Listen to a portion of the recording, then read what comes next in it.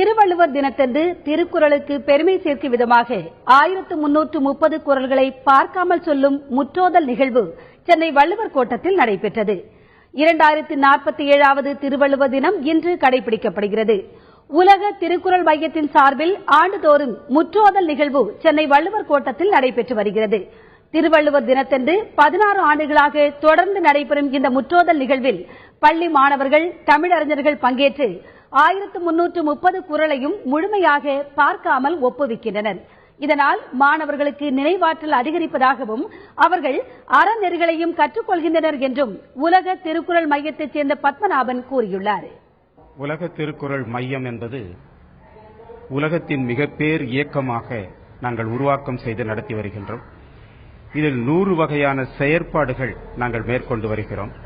அந்த செயற்பாடுகளிலே 1330 குறட்பாக்களையும் அறிந்த குழந்தைகளை அரங்கேற்றம் செய்து வருகிறோம் தமிழ்நாடு முழுவதும். அதில் இதுவரை 154 குழந்தைகளை அரங்கேற்றம் செய்திருக்கின்றோம்.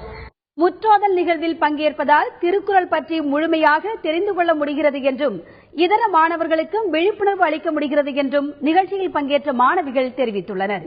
இந்த முற்றோதல் நிகழ்வுக்கு நான் இதுதான் முதல் ஆண்டு. இதுக்கு முன்னாடி இப்ப பாராளுமன்றத்துல தருண் விஜய் கிட்ட திருக்குறள் செல்வர் விருது வாங்கியிருக்கேன். இப்ப முதல் தடவையா 1330 திருக்குறளும் முற்றோதல் பண்றதுக்காக வள்ளுவர் கோட்டத்துக்காக நாங்க இங்க சொல்லிட்டு இருக்கோம்.